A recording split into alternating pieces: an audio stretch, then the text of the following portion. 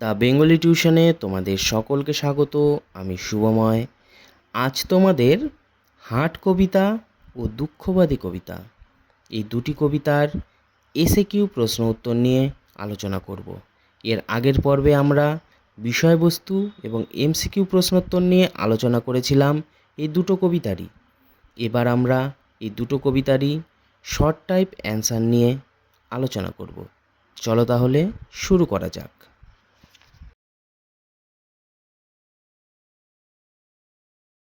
দূরে দূরে কটি গ্রামের কথা বলা হয়েছে? উত্তর, দূরে দূরে 10-12খানি গ্রামের কথা বলা হয়েছে। কবির মতে আলো কিভাবে লুকায়? উত্তর, কবির মতে পুবের মাঠ ছাড়িয়ে বকের পাখায় আলো লুকায়। যে যার ঘরে কখন ফিরে যায়? উত্তর, বেচাকেনা সেরে বিকেলবেলায় যে যার ঘরে ফিরে যায়। বায়ুকে কিসের সঙ্গে তুলনা করা হয়েছে? উত্তর, বায়ুকে বিদ্রূপ বাঁশির সঙ্গে তুলনা করা হয়েছে। বায়ু কোথায় বেজে ওঠে বলে জানা যায়? উত্তর, বায়ু জীর্ণ বাঁশের ফাঁকে বেজে ওঠে বলে জানা যায়। দূরের গ্রামগুলিতে কি জ্বলে ওঠার কথা জানা যায়? উত্তর, দূরের গ্রামগুলিতে প্রদীপ জ্বেলে ওঠার কথা জানা যায়। কার পাখনায় নিশা নেমে আসে? উত্তর, শ্রেণীহারা এক ক্লান্ত কাকের পাখায় নিশা নেমে আসে। কবিতায় এক প্রকার শাকের নাম আছে, সেটি কি? উত্তর, কবিতায় যে শাকের নাম পাওয়া যায় সেটি হলো পাকুড় শাক। ঠাঁই জুড়ে কি ছড়িয়ে থাকার কথা বলা হয়েছে? উত্তর, ঠাঁই জুড়ে বিভিন্ন মানুষের চরণ চিহ্ন ছড়িয়ে থাকার কথা বলা হয়েছে। কারো তরে তার নাহি আহ্বান, কার কথা বলা হয়েছে? উত্তর, এক্ষেত্রে হাটের দোচালার কথা বলা হয়েছে, যার কারো জন্য আহ্বান নেই। হাট কবিতায় কোন কোন পাখির কথা বলা হয়েছে? উত্তর, হাট কবিতায় বক ও কাক নামাঙ্কিত পাখির কথা বলা হয়েছে। যতীন্দ্রনাথ সেনগুপ্তের একটি বিখ্যাত কাব্যগ্রন্থের নাম কি? উত্তর, যতীন্দ্রনাথ সেনগুপ্তের একটি জনপ্রিয় কাব্যগ্রন্থ হল মরুশিখা। সাধারণ হাটের সঙ্গে কবি কিসের তুলনা করেছেন?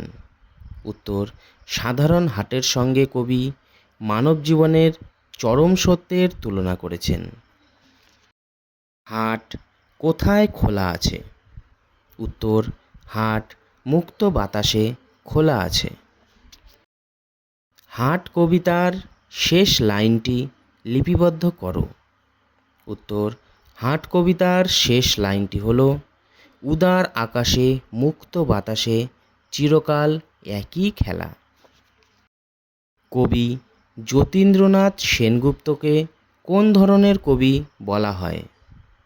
উত্তর, কবি যতীন্দ্রনাথ সেনগুপ্তকে দুঃখবাদী কবি বলা হয়। হাট কবিতাটি কার লেখা? উত্তর, হাট কবিতাটি কবি যতীন্দ্রনাথ সেনগুপ্তের লেখা। কতগুলি গ্রাম নিয়ে হাটটি বসে? উত্তর, দূরে দূরে অবস্থিত 10-12টা গ্রাম নিয়ে হাটখানি বসে। হাট কেন আঁধারে থাকে? উত্তর, হাটে বহু মানুষের সমাগম হলেও হাটের জায়গাটি কোনো ব্যক্তি বিশেষের সম্পত্তি নয় বা বাসস্থানও নয়, তা নৈব্যক্তিক। তাই মানুষ যেমন প্রতিদিন সকালে বা বিকালে নিজের বাড়ির উঠোনে ঝাড় দেয় ও সন্ধ্যাবেলায় মঙ্গলদ্বীপ জ্বালে, হাটে কেউ তা করে না। বেচাকেনা শেষ করে বিকেলবেলায় যে যার ঘরে ফিরে যায়, তাই হাট আঁধারেই থেকে যায়, যদিও দূরের গ্রামগুলিতে আলো জ্বলে ওঠে। বকের পাখায় আলোক লোকায় বলতে কি বোঝানো হয়েছে? উত্তর, দিনের শেষে সন্ধ্যা নামলে পাখিরা বাসায় ফেরে ঝাঁক বেঁধে। গ্রামের সন্ধ্যা আকাশের একটি পরিচিত দৃশ্য এটি। এখানে বকের পাখায় আলোক লোকায় বলতে দিনের শেষে সন্ধ্যার আগমনের কথা বলা হয়েছে। ক্লান্ত কাক কিসের প্রতীক? উত্তর, ক্লান্ত কাক নিশা আগমনের প্রতীক। নদীর বাতাস ছাড়ে প্রশ্বাস পার্শ্বে পাকুর শাখে। পংক্তিটির অর্থ কী? উত্তর, দিনের শেষে রাত্রির আগমন হয়েছে। নদী বয়ে চলেছে মৃদু শব্দে। নদীর পাড়ের হাওয়া এসে লেগেছে পাকুর গাছের ডালে। জীর্ণ বাঁশের ফাঁকে বিদ্রূপ বাঁশি বলতে কী বোঝানো হয়েছে?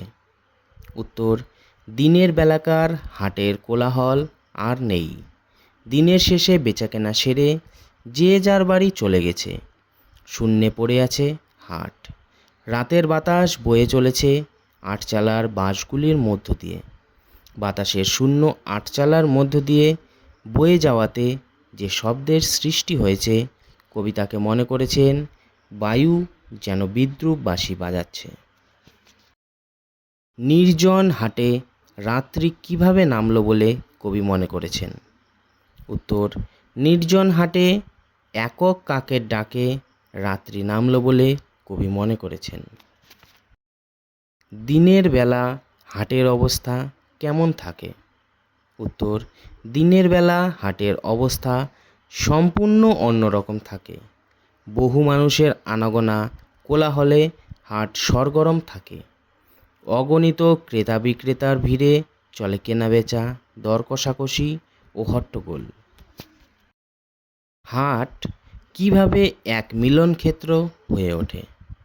উত্তর, হাট নদীর দুই পাড়ের মানুষদের মধ্যে এক অদৃশ্য সেতুবন্ধন তৈরি করে এক মিলনক্ষেত্র হয়ে ওঠে, যেখানে ব্যক্তিগত কোনো কারণ থাকে না, নিছকই ব্যবসায়িক কারণে হয় মেলামেশা। নিত্য নাটের খেলা বলতে কবি কী বোঝাতে চেয়েছেন? উত্তর, প্রতিদিনই হাট বসে, আবার সন্ধ্যা হলে যে যার ঘরে ফিরে যায়। কত মানুষ আসে যায় তার হিসাব থাকে না। কেউ বা ব্যবসায় ক্ষতি করে, আবার কেউ আশাতীত লাভ করে হাসি মুখে গাটে করে বাঁধে। তাই নিত্যদিন এই খেলা চলতেই থাকে।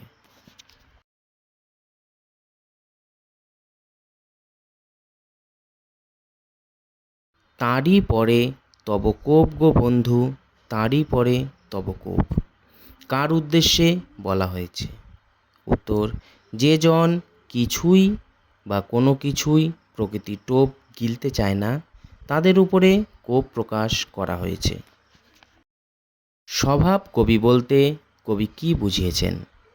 উত্তর, যারা প্রকৃতির সুন্দর রূপে বিমোহিত হয়ে কবিতায় চিত্রাঙ্কন করে চলেছেন, তাদেরকেই স্বভাব কবি বলা হয়েছে। তারা সিন্ধু, সাহারা, গোবি, মরুভূমিতেও একই রকম সৌন্দর্য দেখেছেন। তেলে সিন্দুরে এই সৌন্দর্য ভুবি ভুলিবার নয়। কবি কেন এ কথা বলেছেন? উত্তর, স্বভাব কবিরা প্রকৃতিতে যা দেখে তাই কবিতাতে তুলে ধরেন।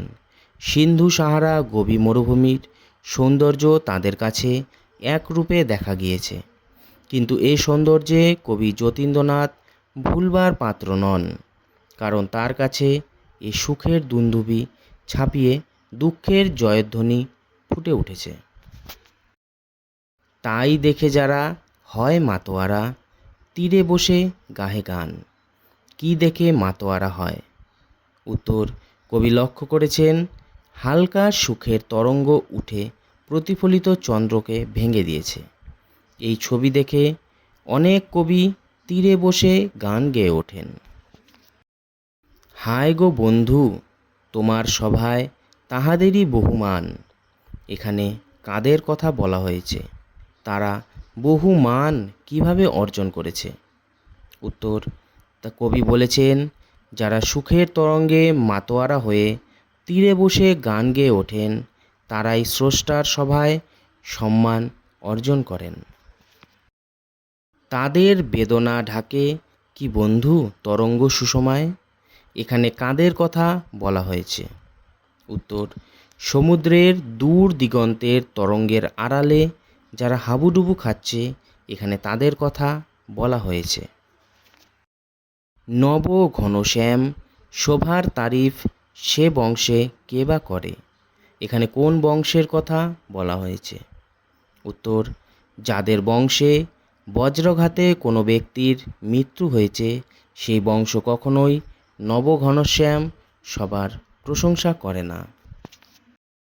মলয় ভক্ত হয় যদি, বলো কি বলিব সেই মূঢ়রে। এখানে কাকে মূঢ় বলা হয়েছে? উত্তর, যে ব্যক্তির ঘর প্রবল ঝড়ে উড়ে গেছে, সেই ব্যক্তি যদি মলয় পবনের ভক্ত হয়, তাহলে কবির মতে তিনি একটি মূঢ় ব্যক্তি। ফাল্গুনে হেরি নবকিশলয় যারা আনন্দে ভাসে, তারা কি ভুলে যায়? উত্তর, ফাগুন মাসে নবকিশলয় দেখে যারা আনন্দে ভাসে, তারা শীতে জরাজীর্ণ পাতার কথা মনে রাখে না। তারা সভাকবি আমার বন্ধু দুঃখবাদী বৈরাগী। এখানে কাদের সভাকবি বলা হয়েছে? উত্তর, যারা ফাগুন মাসে নবকিশলয় দেখে আনন্দ করে, অথচ শীতে জরাজীর্ণ পাতার কাহিনী মনে রাখে না। তাছাড়া যারা ফল দেখে ঝরে পড়া ফুলের কথা মনে রাখে না, ফুলের জন্য প্রাণ কাঁদে না, তারা সভাকবি। এ ব্রহ্মাণ্ডকে কবি কার সাথে তুলনা করেছেন? উত্তর, এ ব্রহ্মাণ্ডকে কবি রঙিন মাকাল ফলের সঙ্গে তুলনা করেছেন। সৌন্দর্যের পূজারী হইয়া জীবন কাটায় যারা, তাদের কবি কি বলেছেন?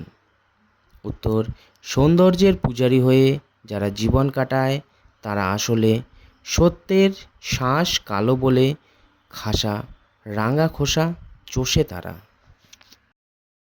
কে বিপথ যাত্রী করেছে দিবারাত্রি?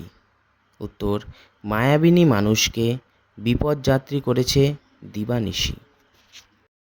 কে জীবনের মর্ম বোঝাতে পারবে বলে খুবই সংশয় প্রকাশ করেছে? উত্তর, হিংস্র সাপত জীবনের মর্ম বোঝাতে পারবে বলে সংশয় প্রকাশ করেছেন। কে বজ্রকে লুকিয়ে রাখে? উত্তর, রাঙা মেঘ বুকের ভেতর বজ্র লুকিয়ে রাখে। কে প্রেমের কিছুই জানে না? উত্তর, কবির মতে চটক বা চখা প্রেমের কিছুই জানে না। অরণ্য তরু জপিছে অন্ধ ঠেলাঠেলি অবিরাম, কারণ কি? উত্তর, অরণ্য বৃক্ষ ঠেলাঠেলি করে কারণ সে সর্বদা আলো বাতাস পেতে চায়। উভয়ত কি আরাম, এখানে কাদের কথা বলা হয়েছে? উত্তর, কুসুমের সঙ্গে ভ্রমরের স্বাধীনভাবে অবাধ প্রেমলীলার কথা এখানে বলা হয়েছে। কবি আরাধ্য প্রকৃতির মাঝে কোথা আছে এর জুড়ি, এখানে কার কথা বলা হয়েছে? উত্তর, মানুষের মধ্যে শত দুঃখ কষ্ট মানুষের জন্য সহ্য করে রাজার ছেলে আসে, এখানে তারই কথা বলা হয়েছে। কবি যতীন্দ্রনাথ কবিতায় কাকে মিথ্যা বলেছেন? উত্তর, কবি যতীন্দ্রনাথ বলেছেন, প্রকৃতি মিথ্যা আনন্দ, মিথ্যা রঙিন সুখ। জীবের দুঃখ কোনটি? উত্তর, জীবের দুঃখ হল সত্য। দুঃখবাদী কবিতাটি যতীন্দ্রনাথ সেনগুপ্তের কোন কাব্যগ্রন্থের অন্তর্গত? উত্তর, দুঃখবাদী কবিতাটি যতীন্দ্রনাথ সেনগুপ্তের মরুশিখা কাব্যগ্রন্থের অন্তর্গত।